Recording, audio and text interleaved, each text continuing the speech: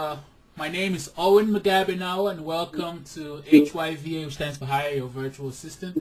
And every now and then I go out there to get information from other successful entrepreneurs who are having success with outsourcing their time-consuming tasks to virtual assistants, so they can come on here and share their experience with you guys.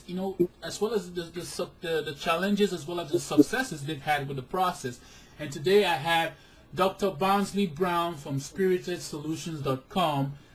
To talk to us about our own personal experience. So go ahead, Dr. Brownsley. Let's get started. Introduce yourself to the community. Hi, everybody. I'm here in North Carolina. It's a beautiful day. I hope you're out in the warm weather wherever you are. Definitely. Yep. I'm Dr. Barnsley Brown, as he said, and my website is actually www.spirited-solutions.com. Make sure you put the dash, or you'll get a boring company, okay? And so let's look before. One of the things we want to do is give the community a context as to what exactly your company is all about, and then we can explain why you even had need for the virtual assistant, and then we can continue from there. So what do you guys actually do? Yes, actually, I'm a professional speaker and a coach, and I specialize in helping people who are busy professionals, small business owners, or women create balanced, prosperous lives and also work that you love. That's my mission. Now, I have a new seminar, actually, Owen, which is about outsourcing, and I call it, it's kind of funny, it's Get Out of This World, Outsourcing and Productivity Secrets. Get off the hamster wheel and get your life back now. Because what I find in my work with small business owners and busy professionals, and many of whom are women who are also mothers and wives and daughters and all that stuff, the managers of our households, what I find is that people are trying to do everything. And small business owners are trying to wear 10 different hats, juggle the hats they can't stick on at the same time. And that is a recipe for burnout. That is a recipe for an emergency room visit. Yeah. I forgot to wear my interview hat. Let me take up the business hat. Interview hat. Exactly. Okay. I just had on my writer hat a minute ago. Then I had on my work with my intern hat a few hours ago. We end up doing a multitude of things for our businesses, and the reality is that our businesses cannot grow. And our lives, if we don't have businesses, our lives with our work cannot be balanced unless we get help. So actually yesterday I was doing a seminar with a group of women out in Snow Hill, North Carolina. No snow in Snow Hill, but I was out there working with a group of women, and we were talking about strategies they can use to get help. And I have a formula that's really helpful for people, Owen, which can really help you determine that you need to get help and how you can do it. So maybe we should start out with that formula. It's called the HBDO formula. Let's go ahead. Because when I first saw it, I was like, "Is this HBO, the TV show, the cable station?" I was like, "What are you talking about?" But I had to look into it. And I said, "Let me get you on here and let's talk about it." So go ahead.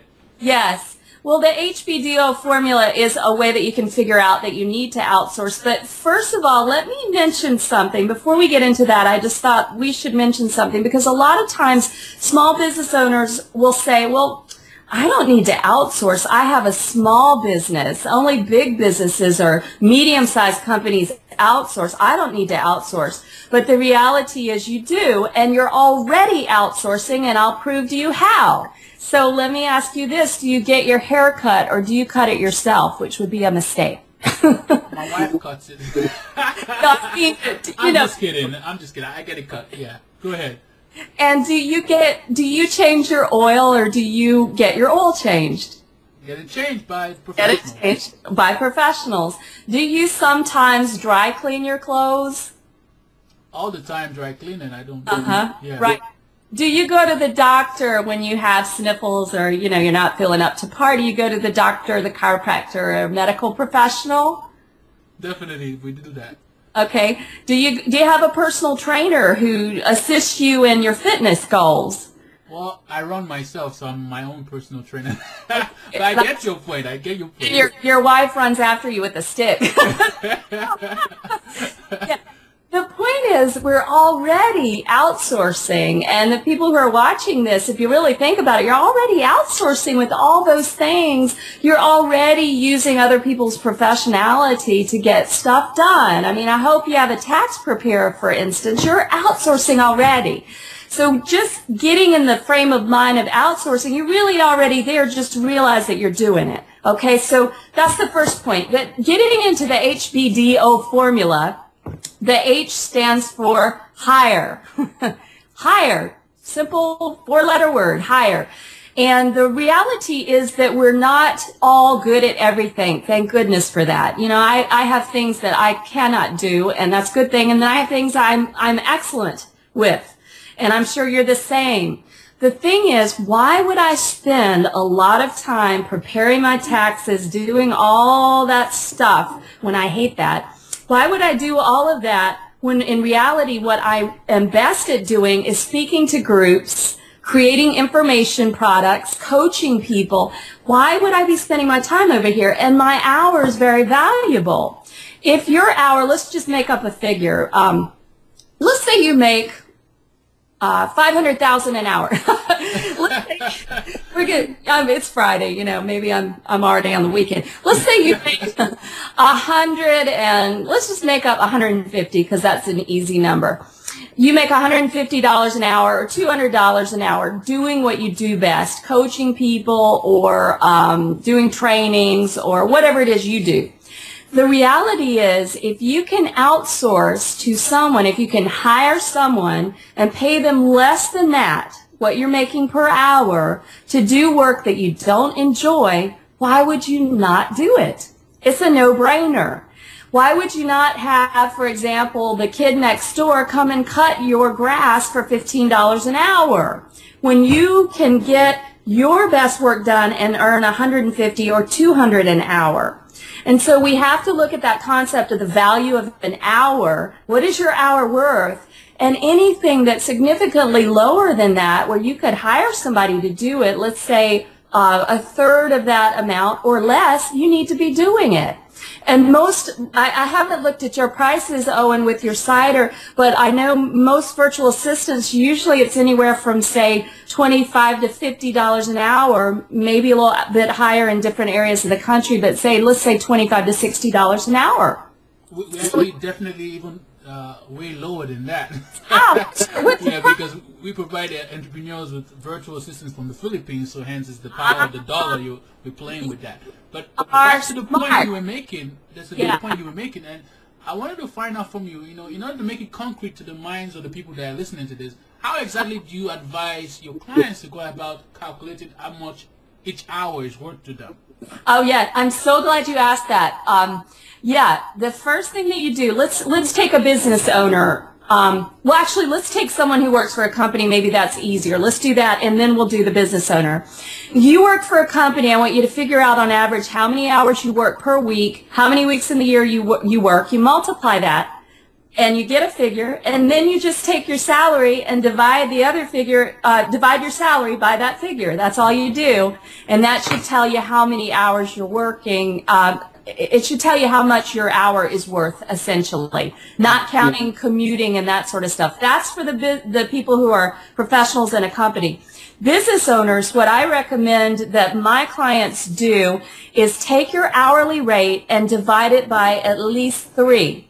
Because for every paid hour that you have consulting or coaching or doing whatever it is you do, personal training, every hour that you have, you're going to have at least 2 to 3 other hours marketing, operations, customer service, managing your team, all that stuff. You're going to have at least 2 other hours. So if you divide by 3, you should have a good sense of the real value of your hour. So with our example of $200, we just divided by 3, and we could see that your real hour, when you take into consideration everything you do, is worth about $70, $68.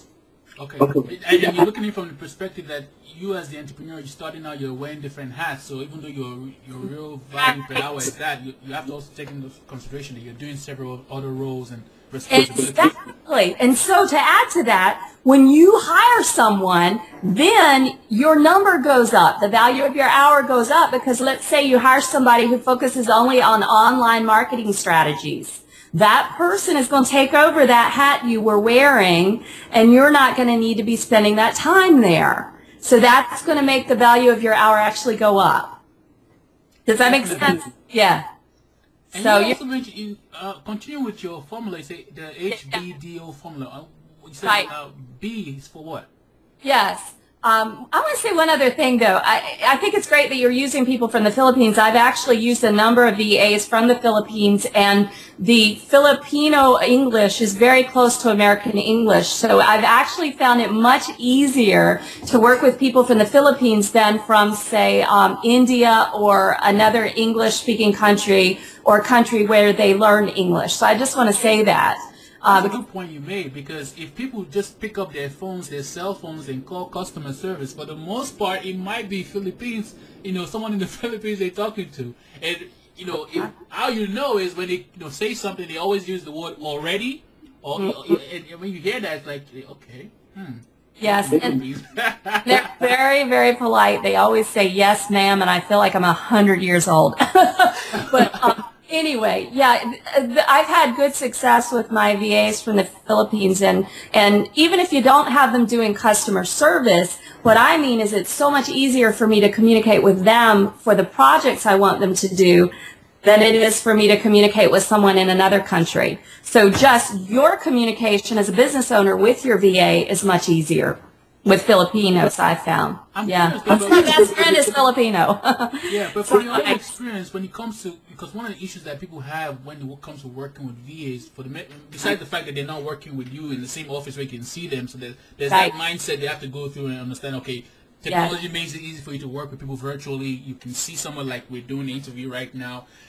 So there are ways to work around that. But like when it comes to communication, what have you found works best with you to be able to get working with your VAs, get the results you want? Yes, there's actually a good resource, John Jonas, Jonas, and I bet you have information about his sites on your site. Yeah, he's great. He gives a lot of good trainings on how to use your VAs best. But I'll tell you simply what I do is I require daily reports. And in the report, there are 3 things that they have to give me. And one is, what have they accomplished? How much time did it take? Second thing is, what challenges have they come up against? What problems have they encountered or challenges? And the third thing is, how can I help them? Do I need to get them a particular kind of software? Is there some information I need to send them? Is there guidance feedback I need to give them? What is it that I can do to assist them? I have found that daily reports are really essential. By daily, I mean, during the week, not on the weekends, okay? Go have some fun. That's the whole point about life balance. During the week, you need daily reports. And another challenge can be, but you can get around this, is that they're generally, depending on where you are in the United States, my folks are 13 hours ahead. So I will usually communicate with them at what may be 9 or 10 in the morning, and it'll be 10 or 11 at night for them. So you have to figure out specific times when you can communicate, and you could actually get them on Skype. And I do like to have at least a weekly conference on Skype with my people. When we're in the midst of a big project, and we need to move fast, I do that. When we're just doing something, I'll give them deadlines, and they just give me reports. You have to. Just so anyone is listening, Skype just came out with a new update where you can actually have video conferences with a group of people. Yes, which is fabulous. And there's some other tools. I also have interns who are from the United States who are college students who I train in lots of interesting creative marketing strategies online. And they work with me. Actually, one is working over here, over there.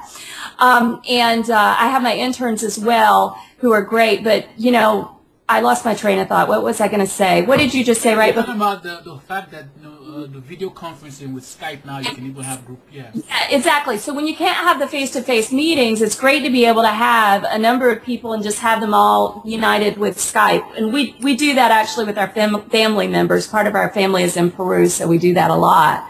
Conferencing that way. But my intern just told me about some software, and I'm trying to think of the name of it. It'll probably come later.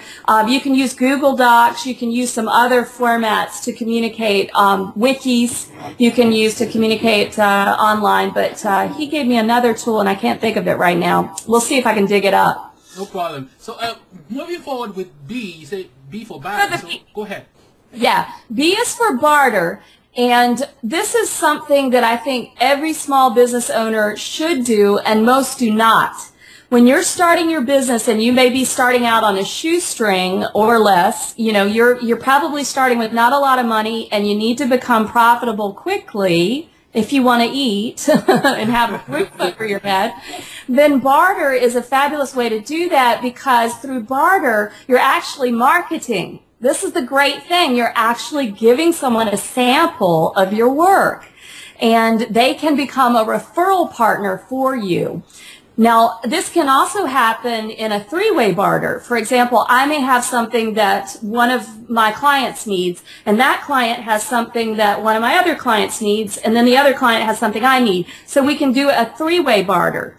But the most important thing with barter is you really can barter for anything under the sun, but make sure you create a written barter agreement. Let me repeat it, written barter agreement. Make sure you write it down and both of you sign it. Just handwrite if you want to, but sign it, or sign it electronically, because you must, you don't want to lose a friendship, and you want things to be crystal clear about what's being exchanged, and each person has to be happy with the exchange, or it will not work.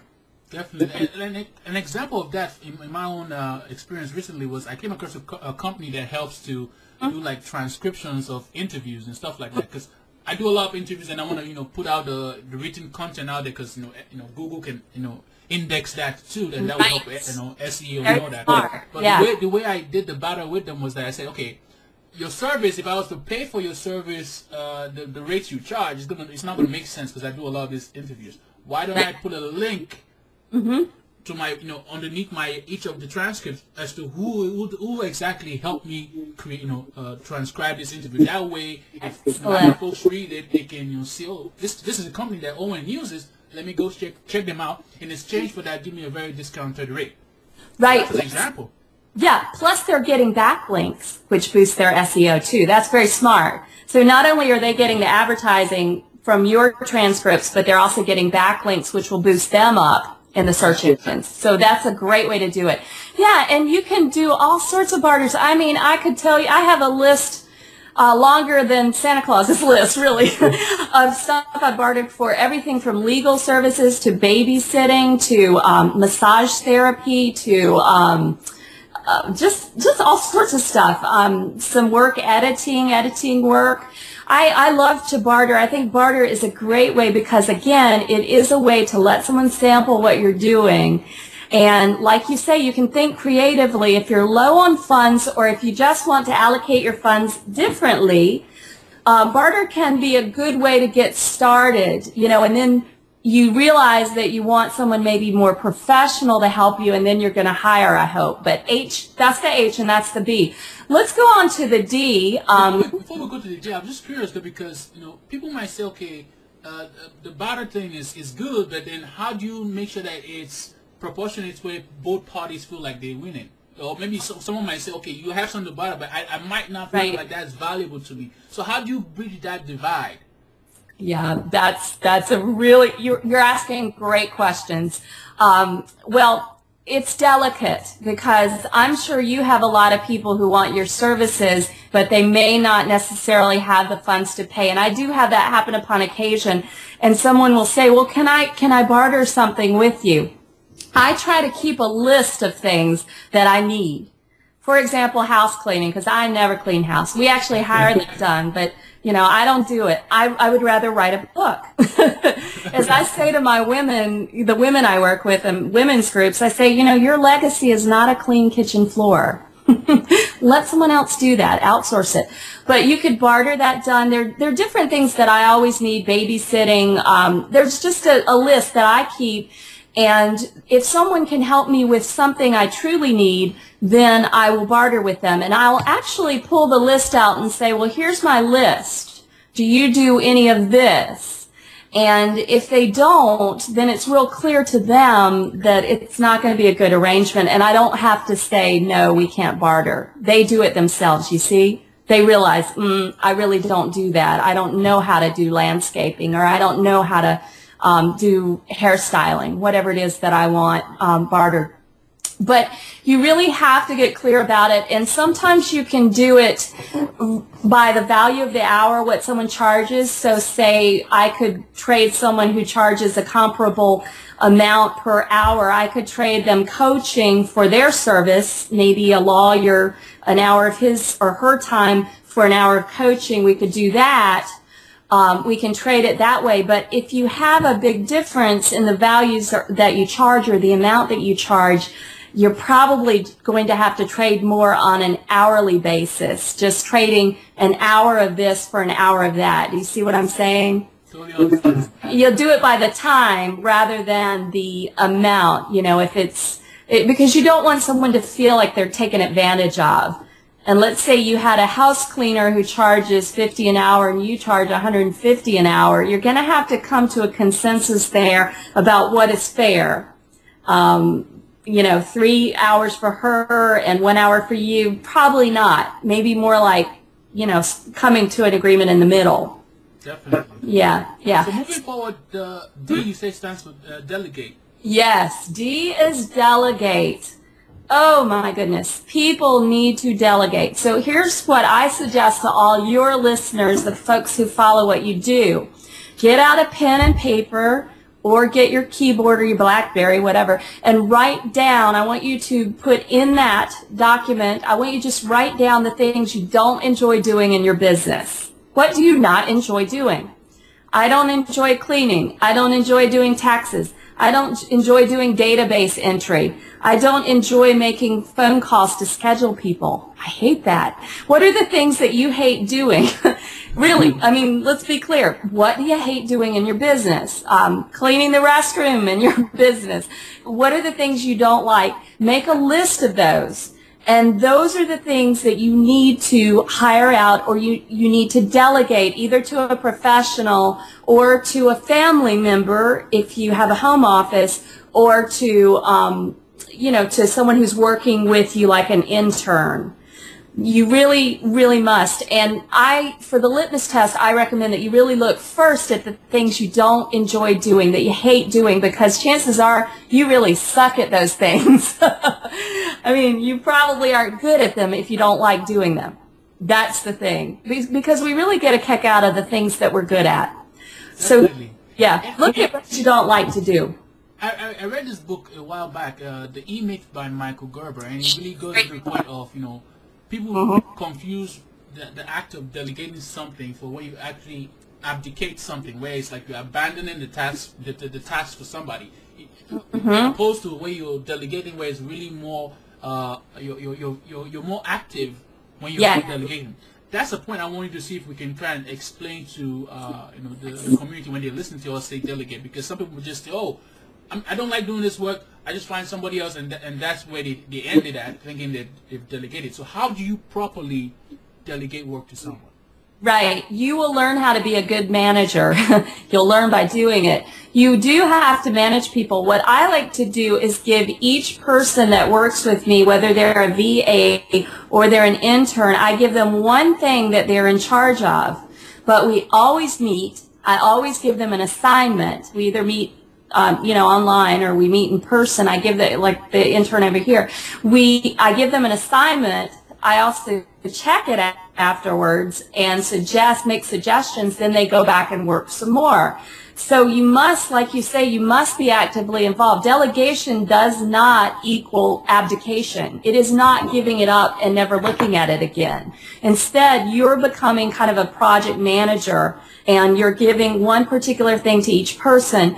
And the reason I think it's important to give one particular territory to each person is then it's very clear what they're responsible for, and they can truly become a master of that. For example, I have one person who only works on social media, and I always have people say, Barnsley, you're always on Facebook.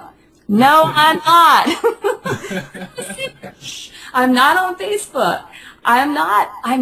The last time I was there was probably about Christmas. And I just wanted to see what pictures people were putting up in our family. That was it. I'm not on Facebook. My person does that. And it's not Barnsley. It's not Dr. Barnsley. It's Chance. I have, it's somebody else. I have someone who's in charge of article marketing. This is my intern who's right next door. She's in charge of article marketing. She does a fabulous job with that. And she's truly big. We have a particular kind of software we use to help automate that process that sends out these articles all over the place. It's called submityourarticle.com.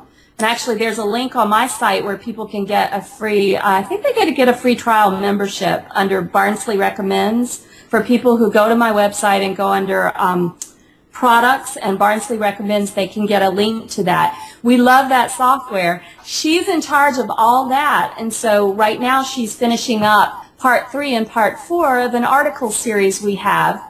That is related to my ebook and audio package, which is how to use credit wisely. And she's doing part 3 and part 4 right now. So somebody in charge of that. Then I have two film people who help me with the films that we have up on our YouTube channel. They do all the editing. I'm really good. I love films. I used to actually teach film criticism years ago when I was a professor. So I enjoy telling them what to do, but I don't know how to do it, and they're in charge of that. Then I have my tax guy, and he takes care of all things record related. This is my fellow over here. Then I have my office cleaner person. Okay, so you get the idea. Each person is in charge of one thing, and they become the master of it. And I think what's really valuable, and it seems, Owen, that you all are doing this, when you have a whole bevy of VAs that you can offer people, that's really great, because then if one person gets sick or someone in their family gets sick or something happens and they can't continue with you, you've got a backup. You've got a replacement, and you don't have to spend so much time hiring. This is a mistake I made. It takes a tremendous amount of time to interview people and hire them. If you have somebody else doing it for you, as I think you all do, Owen, for people, you do it for them and can tell them, who's qualified for their shopping cart, who can help them with this, who can help them with this, then that is an incredible service, and that will save people tons of time. I wasted a lot of time with interviewing and hiring. Yeah, and it all comes back to the point that, it's really about systems, I guess. I mean, because how can you find somebody immediately to come in, maybe with the right skills, whatever, but to come in and continue that process if you have not spent the time to really systemize, how exactly this job is done, really outlining, okay, what do I do when I come to do this task? What do I start with? Where do I get to? It's really systemizing everything. I want to show you something. Hold on. 1 minute. See this right here? Wow, that's your systems manual? Yes, it is. I love my systems manual. Nice and thick. This is a systems manual. Each of my folks, especially if they're only working for me for a time, the interns may only work with me for a semester or a year. Before they leave, they create a systems, for everything they do regularly, they create a list, and I tell them it has to be easy enough for a cockroach to follow. Wow, right? Okay. I figure if a cockroach can do it, anybody could do it. But they have to create a step-by-step of what they did, how they did it, any gaps they found, any problems or issues to look out for, troubleshooting, all that. And then I look at it, I critique it, I give suggestions, they make it even better, and then they leave that with me. And that goes to the next person. And that is essential. A systems manual plus having software that you use to automate things as much as is possible, like the article marketing that we use. And we also use some other things for our video marketing. One free tool is TubeMogul, TubeMogul.com. TubeMobile.com will let you upload videos at one upload, and they go all over to all these different sites in one upload. It saves you a tremendous amount of time. So having software in place and then having your systems manual that you can pass to the next person, you know, having a physical copy of it or an electronic or both is really essential. And you let the person who's doing the process create it, and then you suggest things to add. So that's actually the monitoring part of it. They're doing the work, and they're building the manual, you know, just in case they end up leaving. But now at least you have a means to someone else to come in and continue the process. And I assume that the manual itself is a living, breathing, you know, document as they continuously learn new ways to do things. So, you know, it continuously updates and, you know, and grows itself, I guess. Absolutely. It continues growing as we do new things, as we add new strategies, and as they learn new stuff. I make it clear when I'm working with folks, you know, I'm not going to ever ask you to make me coffee. You know? First of all, I don't drink coffee, but, you know, I totally value the people who work with me, and I really praise them a lot. That's another thing, is you want to make sure you praise your VA for the things they do well. And then once you've given a lot of praise, then you can point out the things that could be better in a very tactful way. And that's very important. It's something that most people say when they're working for companies, they don't receive enough praise and recognition. That's the biggest complaint that people working in companies have about their supervisors, and you will be their supervisors. So be sure to praise them liberally, and then also point out, but in an objective way or in a nice way. For example, I'm going to say this nicely. One of the people who works with me doesn't pay too much attention to details. Right. We don't know who. And we're not going to say who it is. And it's not me. But I learned to say, instead of saying, well, you missed this and why didn't you put that, what I'll say is, oh, it looks like you forgot X. All right? I just say it nicely. Give the person the benefit of the doubt. It looks like you forgot this. I don't say, why were you so careless and you didn't get this done?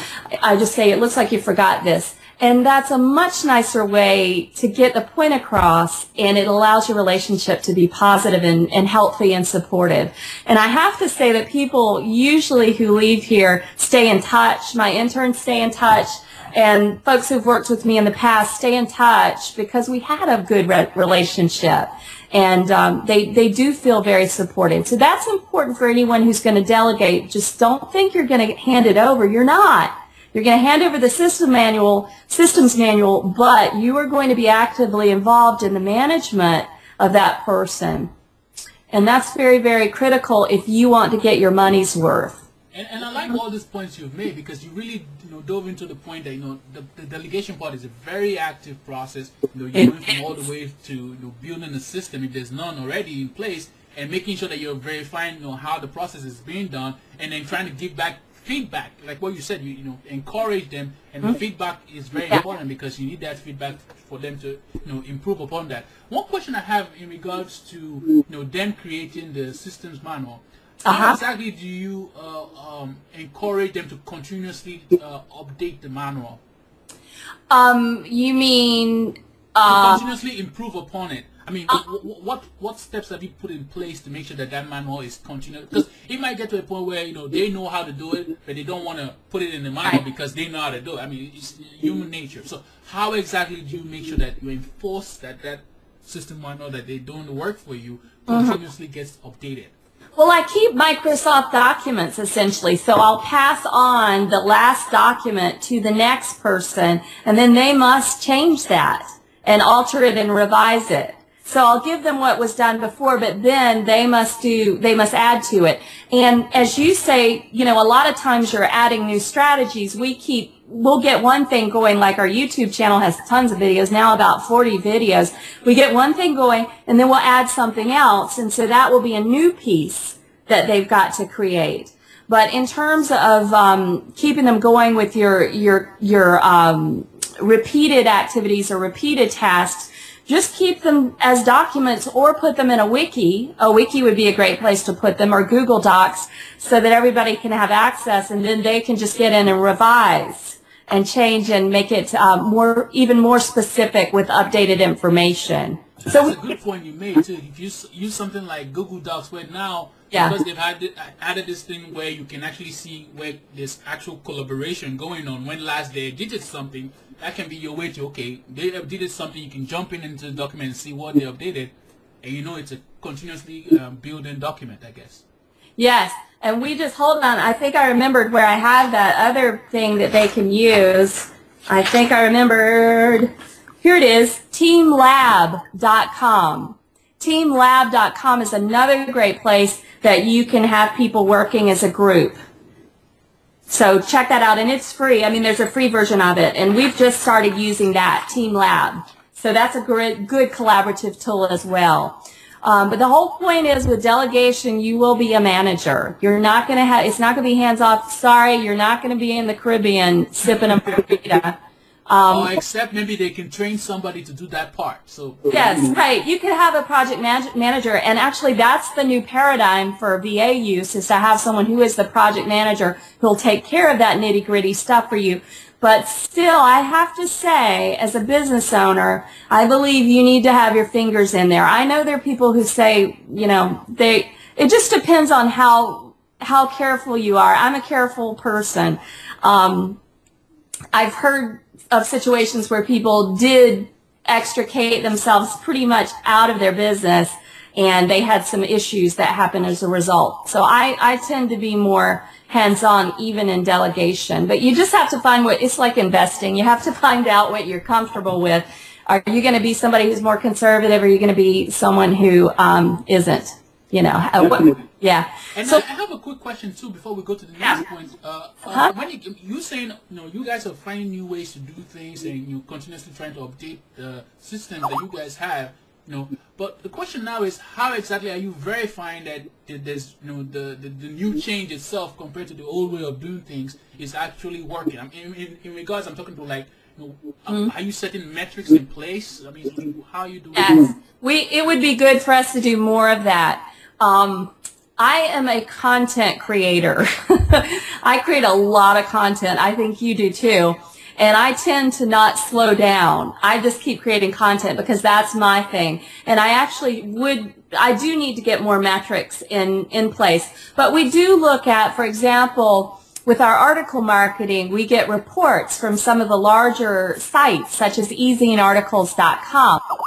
Tells us exactly how many people have come from there to our website, how many click-throughs we had. It tells us which of our articles is the most popular and how many views, and it tells us our lifetime views. So that's one example of how we measure. We also use Google Analytics, which of course is free, and my site, though it's really, really complex and beautiful, is a WordPress platform just for people. So if you think WordPress can't do much, again, go to my site, www.spirited-solutions.com, and look at it, because you can do all sorts of stuff with WordPress. So we use the Google Analytics on our site to see which pages people are coming into and something of what they're doing.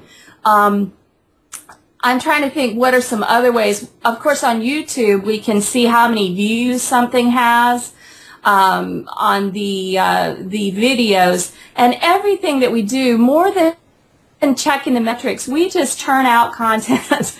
Really, that's what I do. Churn out content, and we keyword optimize everything. So we know that eventually, even if we're not looking at the metrics, eventually there is a critical mass created by what we're doing.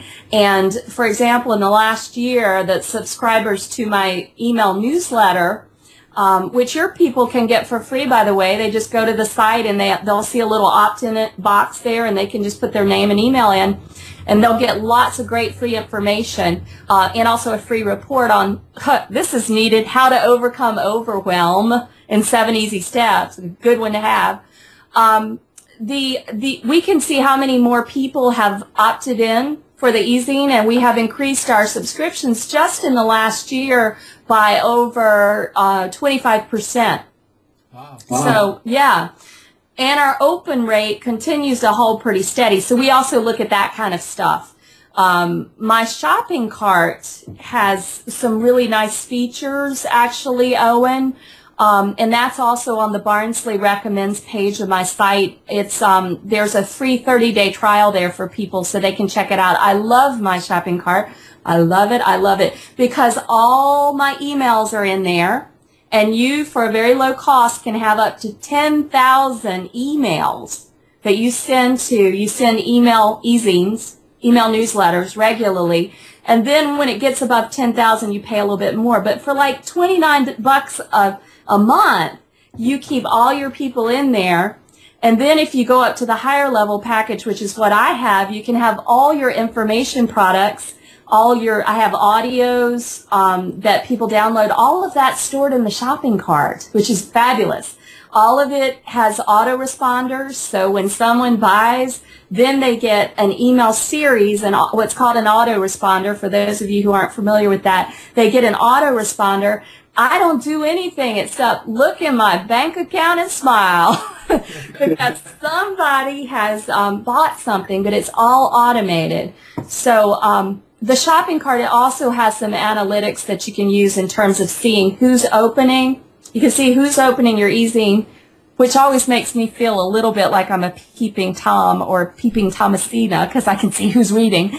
But you can see who's reading it, and you can also see, how many more people are opting in and keep track of numbers that way too. So those are a few of the metrics we use, and there's a lot of stuff out there that's way more technical.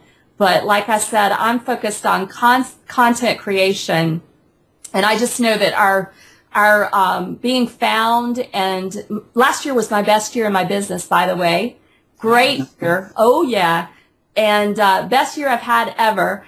And I've been profitable since my first year, which was the year 2000, but last year was great in the middle of what people say, oh, it's a recession. Well, the reality is, people need what you have to offer, and you've just got to get it in front of people who can benefit.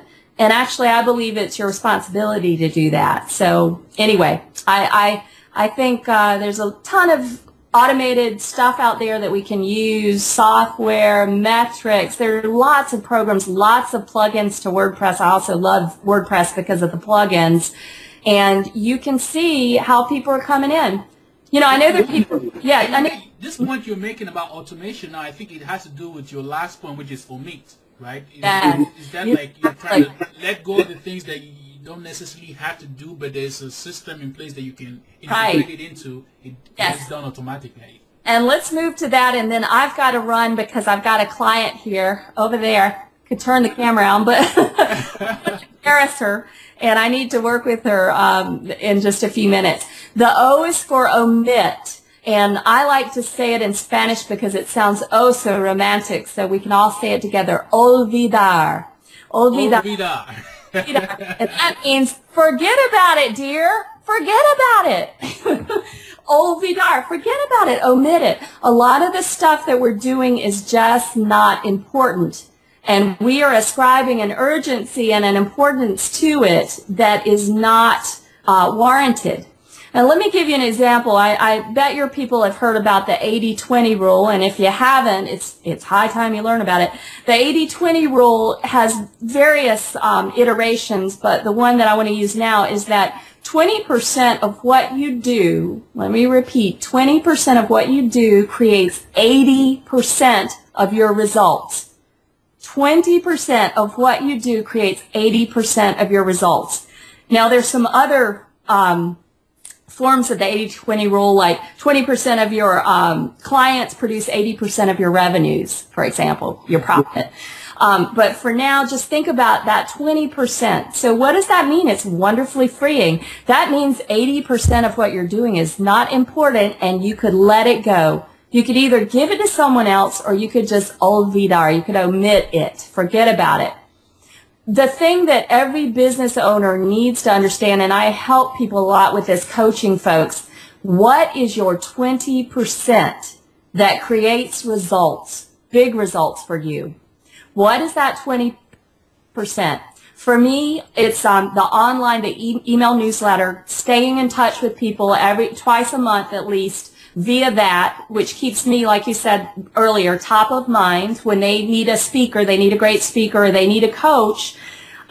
They are getting the email newsletter, they're reading it, and then, oh yeah. And by the way, I don't really sell in my email newsletter. I invite people to things I'm doing that are free. I give them information, I give them videos, I give them links to articles, and then in a PS, I'll say, PS, 2 spots are still open, and blah, blah, blah. Or I have room for one more coaching client right now. If you think you would be an appropriate candidate, give me a ring and we'll talk about it.